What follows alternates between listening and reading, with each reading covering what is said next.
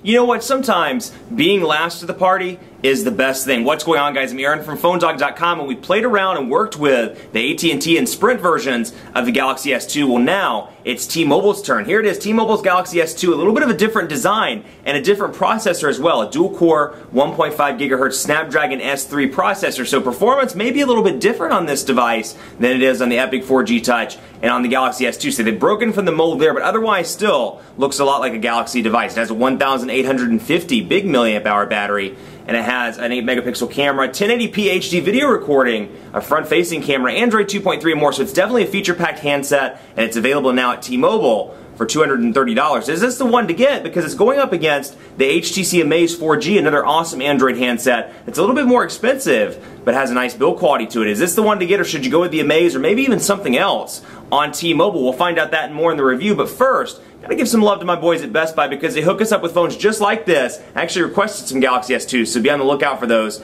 for use in our One Ball Bandit game. When you walk into Best Buy Mobile, you don't have to deal with rebates. I hate rebates. I hate paperwork. I hate those stupid debit card things they send because honestly, I just want to check to go into my banking account. But you don't have to worry about that with Best Buy Mobile. You don't have to worry about rebates, anything like that. The instant prices are posted, and when you walk out that door, not dealing with any paperwork. It's pretty cool. Enough of that, let's get into it. Galaxy S2, T-Mobile, is this the one to get? Should you go with one of the others? Or maybe you should go with something like the HTC Amaze 4G?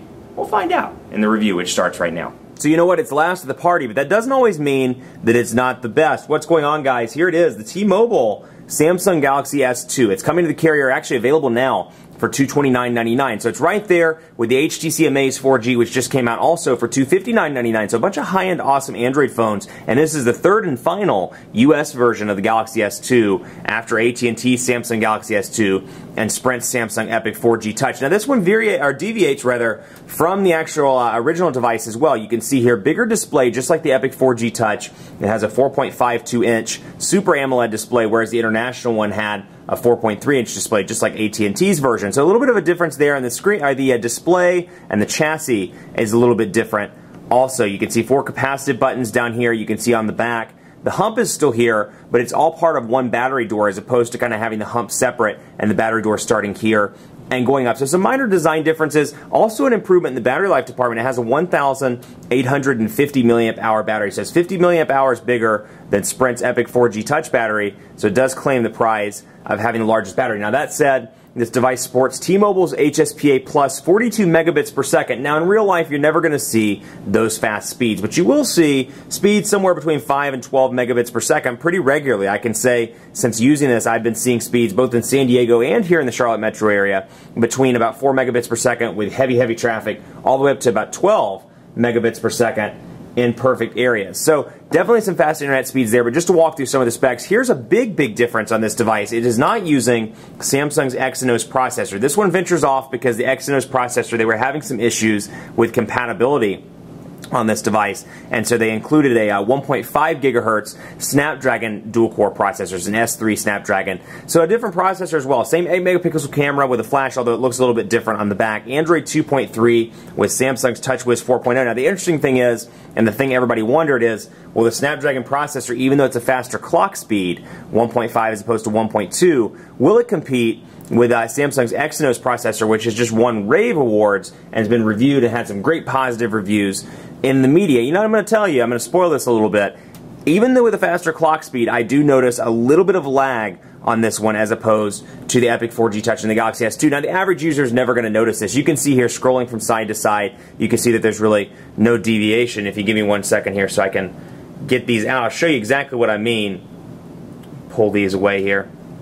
And you can see exactly what I mean. So we'll go over here and we'll go into messages, for example, and we'll go into texting, and you can see the transitions just aren't as smooth. Now, it's something you, again, the average user won't notice. It seems to be a perfectly fast device, but I notice anywhere from web browsing and more, doing text messages, things like that, I notice it's just a little bit stuttery from time to time, particularly when there are a lot of apps running. And you can see just there that it kind of stuttered a little bit in between transitions from one home screen to the other. But otherwise, you know, outside of the processor, outside of the screen, it's identical to the international Galaxy S2. You can see, you know, it's typical fast typical fast performance, and again, an average user should be perfectly fine with that. But it has TouchWiz 4.0 as well. So out of the box, you get 411 and more, Asphalt 6, you get All Share, you get bonus apps, Flash Player settings. This is running Android 2.3.5 along with TouchWiz 4.0. Like I said, keys or Kai's Air. Look out. Somebody actually said the other day that I should talk to Samsung and see if it's keys or Kai's. I've heard it both ways, so I'll try to get an official answer for you. Samsung's Media Hub here.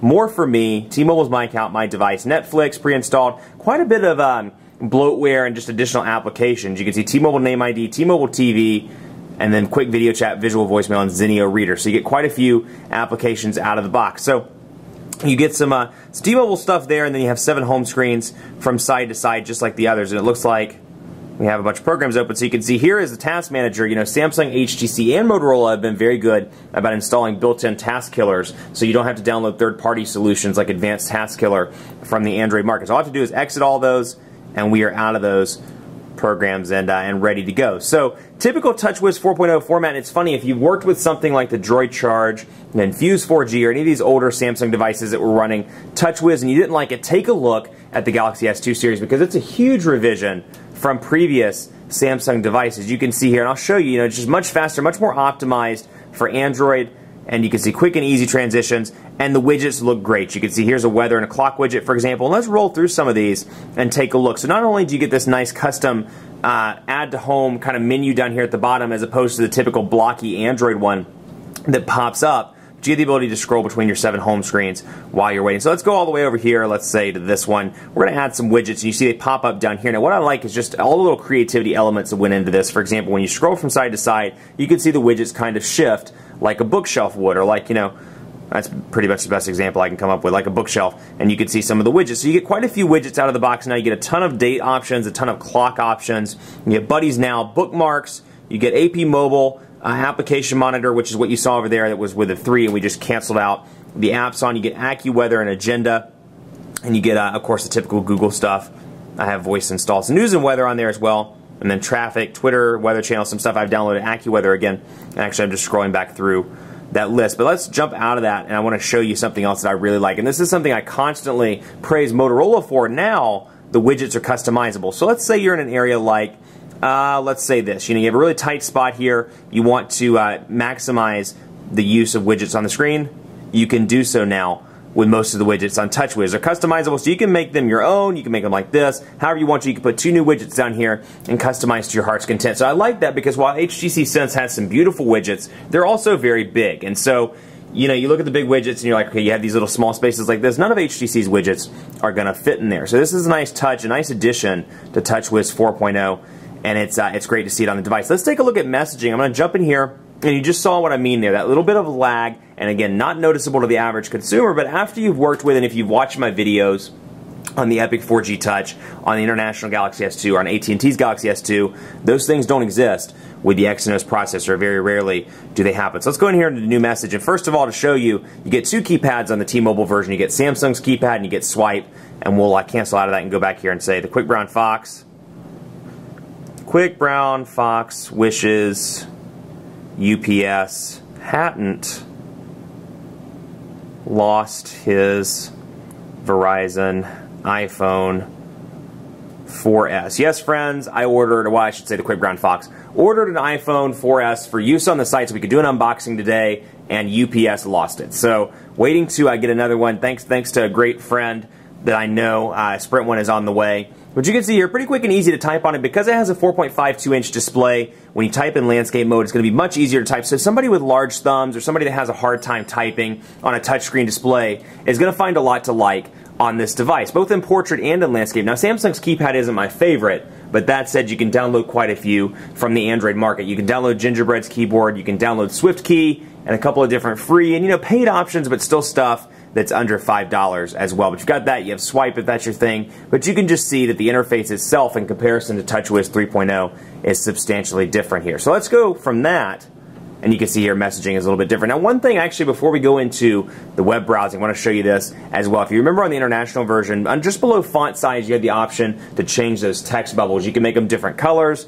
You can kind of do some customization options. That option is not available on the T-Mobile one, or the Sprint one, or the AT&T one, for that matter. They pulled out that customization choice. That said, you still can change the font size, and you can download custom fonts for the device itself by going to settings and getting add more fonts. So you do have that option, but still kind of cool to have the ability to change up the text bubbles and the colors in in the text messaging interface. Let's take a look at phonedog.com and the browser here. And actually, before we do that, I'm going to show you this. And you can see here, T-Mobile up there and the network ID, Wi-Fi, Bluetooth, GPS, silent mode, and auto rotation shortcuts up top. So it's interesting to look and see how those differ from carrier to carrier. But that's what you get on the T-Mobile version as well. So let's go over to phonedog.com and have a look and let it load up. Now again, T-Mobile is running HSPA Plus 42 in this area, and while you'll never see speeds of 42 megabits per second, it has been pretty decent. I've seen speeds between 4 megabits per second, consistently between 4 and as high as 12 megabits per second. So you can definitely get some nice speeds on T-Mobile's HSPA Plus 42 if you're in that area. This device, the HTC Amaze, can both support that. And on that topic, be sure to check out the dogfight on Monday between the Galaxy S2 and the HTC Amaze 4G. It's going to be a close one because they're both hot Android phones. They just appeal to two different people. So you can see here, pinch to zoom, but you can just see it's just wonky. You know, did you see how when I pulled out like that, I didn't pull all the way out of the display or pull all the way out of the page itself, and it automatically went into preview mode. So just very interesting little things like that. But again, portrait to landscape transitions very fast. I'm not negating the speed of the processor. I just don't feel like it's optimized quite for TouchWiz 4.0 and maybe for the internal software that this device is running on the Samsung side. So you still have pinch to zoom. It's still reasonably fast. And you still have all the Samsung elements here. When you pinch all the way out, it does go into preview mode. You can see exactly where you left off. So if you want to open up a second window, come down here, and I'll go to open a new window, and it leaves me right off there so I can know when I come back I was reading the T-Mobile Galaxy S2 early review. Now this is a cool feature. You can put both your thumbs on the screen and zoom in and out. And I'm actually loading up a second page, so it's cool that it's doing it right now. And you can see some checkerboarding, but again, nothing too major there. And we'll back up here and take a look again. And just so I can show you that that ability. It's pretty cool. You put both your thumbs on the screen, zoom in and zoom out by doing that. But again, quite a bit of checkerboarding on this device as opposed to the other devices, the Galaxy S2 on AT&T and the Epic 4G Touch.